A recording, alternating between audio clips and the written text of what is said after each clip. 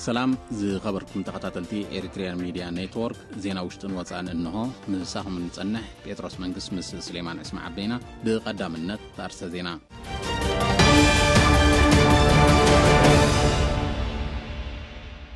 عبد ماكل دو بنقاش باركان بستقبر مرمراتات 41 زيقاتات بكورونا فيروس ملكافهم ترقاقيتون عبد زوبعان 7 نفس صرات ابتكالات عنا كم استقالا تحبيرون عبد زوادو باب مخعبات مهرتزة كورة سلطانات واهيبون قلولاو ليبيا مهدا زكاية زلو دبلوماسيا وتعري كي تعاناقف تسقيو عبد ريبابليك ماكالي أفريكا بمدكعتي سلسة عبارات عقاب سلام سراويت حبرات أقرات تغتيلهم جابان بنداد السرحة تشكركرتي كابا قلقلت نمو قاد وطينا تسرح كم زلا قليسان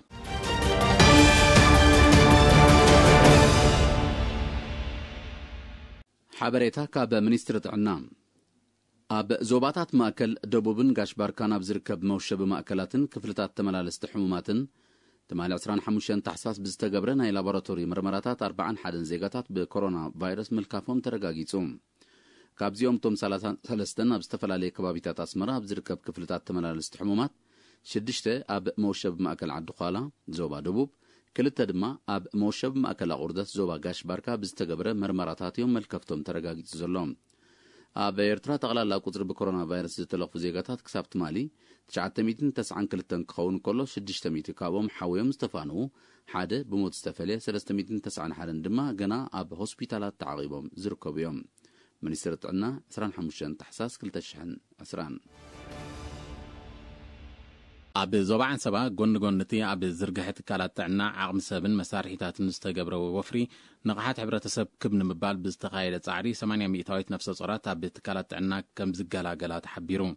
حلفي جنفر منستر عنا بتزوبا دكتور كسته برهان سولومون مس إيرينا بزغورق على محتت عب 1991 عب ملات زوبا شوعه تكالات عنا طراي كم زنبرا ابزوان زغن اتا هاز نب 37 كم زديبه از دما ناي لعلي 500 عبيت مخان قليصوم مس مسفحت كالات عنا قطري مويا وينون كاب 250 نب 60 كب كم زوده اقديمهم زينورو كيلاتات حكمنا سنا امورو سني عينن كالوت فولي مياوي بقعات زدليوم حماماتون سلسته مدبوز تمالا اغلغلوت ابزوهابلو درجه تبصيحكم زلو دكتور كسته برهان ابريهم ابرستي اب تكالات عنا زوهاب حكمنا اغلغلوت كاب تكالات عنا لعلي 10 كيلومتر رحيقهم نزنبرو وغنات حكمنا ودغف زغبرو لعلي 250 وكلت عنا عدن وهابتي قدماي رادياتن كم زلو زحبره دكتور كسته برهان عب رحق كبابيتات بزركبا مدبرات عنا كي ترفه زمنوا اغلغلوت لابراتوري كم توعدده اغلغلوت راجي ناب ديجيتال كم تغيره كومون نبس مراز الله زنبره بكيمستر زفلتن كال مرمراتاتن اب هوسبيتال كرنت اتاتي كم زلو نصيرون تمحلالف تحمامات بحفشا عمت مصا 10 هيوت زغزف زنبره عاصو دما بفلاي نمقصار بزتخايده وهود صعري تريو نايت حمام ازي كم قلقلن كله زسعب زنبره موتون دارغان ناب بادو كم زورده زي تمحلالف تحمامات اب مكلخال زدهابه نطفتات دما بقصالنت كم زكايد كفلت تخايللو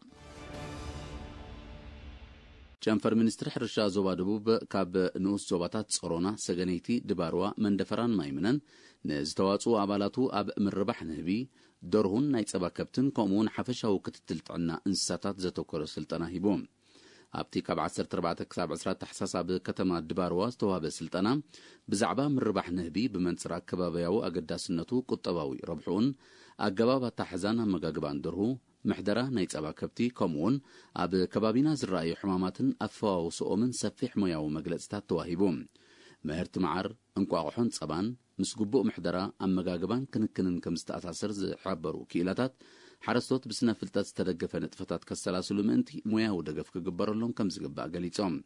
سلطنتي ابزهابو ريتو زقسمو فلتات اگداسن اواناون مخانو بمحبار بغبراو تمرت استسنى مزخون زحاشه وصيت كركبو سلازقل اب مصاي اغالبو كغبرلو تلابيوم مدبرت عنا حرقيقون نو الزباباتا لحنات عدن هصاننا بمرغاط لعلا بركتو تغبر كم زلا تغلغل تغليصوم ازان نبرت عدتات قدم عقنبسا مبرقوا اصادف نو زباغيندعن كبابيتات ويعن هارتن اغلغلوت تب مدبرت عنا اب كتتل قدمن دحرن حرسي حلوات عنا هصاناتن اغلغلوت كتابتن كومون مكل خالن مقصارن حمام عاسو ادمع 10 عام كم زلا وهابتري تبريهم ኣብ እዋን ጥንስን ሕርስን ዘጋጥም ዝነበረ ጸገማት ተቐንጢጥዩ ዝበላ ኣደታት ኣብዚ መዳይዚ ኣባላት መደበር ጥዕና ንዘካይድዎ ደለው ጎስጓሳትን ዝህቦ ኣገልግሎታትን ሞጊሰን ሓላፊ መደበር ጥዕና ሕርጊጎን ነርስ ኣረፋይና ኣብቃ ኣብ ዝሃቦ ሓበሬታ ኣብ ክትትል ቅድመ ሕርስን ምክልኻል ሕማም ዓሶን ልዑል ርዲት ሰሪጹ ከም ዘሎ ብምግላጽ ኣብ ርእስቲ ኣብታ ትካል ዝህቦ ስሩዕ ኣገልግሎት ወርሓዊ ናብተን ከባቢታት እናተንቀሳቐሱ ህዝቢ ኣብ ከባቢያዊ ጽሬትን ምክልኻል ተመሓላለፍቲ ሕማማትን ክዋሳ ኣስተምህሮታትን ጎስጓሳትን ከም ዘካይዱን ዝምስገን ውጽኢት ይርከቦ ከም ዘሎ ናብሪሁ ነፍሰ ጾር ክሳብ ግዜ ሕርሳ ብውሕዱ 4 ግዜ ናብ ትካል ጥዕና ክትመላለስ ኣለዋ ንዝብል መምርሒ ብግቡእ ኣብ ተግባር ከም ዘውዕል ብምሕባር ድማ እዚ ኣብ ምርጋጽ ድሕነት ኣደን ዕሸልን ዓብ ሓገዝ ይገብር ከም ዘሎ ኣረድዩ ነቕሓት ሕብረተሰብ ኣብ ምልላይን ምክልኻልን ሕማማትን ዝተኣዘዘ መድሃኒት ብዝግባእ ኣብ ምጥቃምን ሓጋዝ ምዃኑ ዝጠቐሰ ነርስ ኣርፋይነ ኣብ ምምሕዳር ከባቢ ሕርጊጎ ብሰንኪ ጉድለት ጽሬት ዝረአ ሕማማት ከም ዘየለ ብምሕባር ህዝቢ ኣብ ከባቢያዊ ጽሬት ዘለዎ ዝናኣድ ኣተሓሕዛ ክቕጽሎ ተላብዩ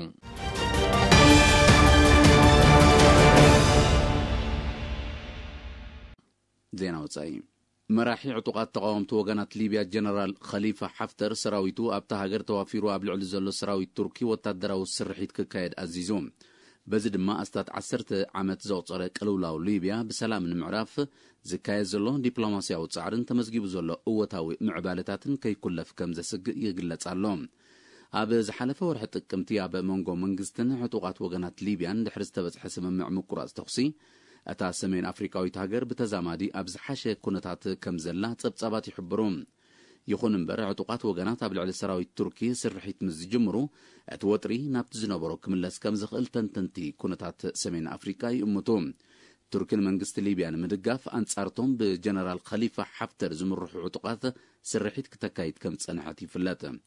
ሊብያ ካብ 2011 ብዝተገብረ ግዳማዊ ወታደራዊ ምትእትታው ኣብ ከቢድ ጸጥታዊ ቅልውላው ኣትያ ከም ዘላ ጸብጻባት ይጠቕሱ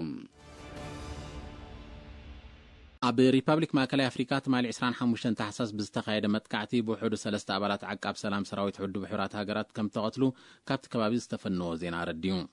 በቲ ኣብ ማእከላይ ሸነኽቲ ሃገር ዝተኻየደ መጥቃዕቲ ክልተ ካልኦት ከም ዝቆሰሉን ሓላፍነት ዝወስደሉ ኣካል ከም ዘየለን ተፈሊጡ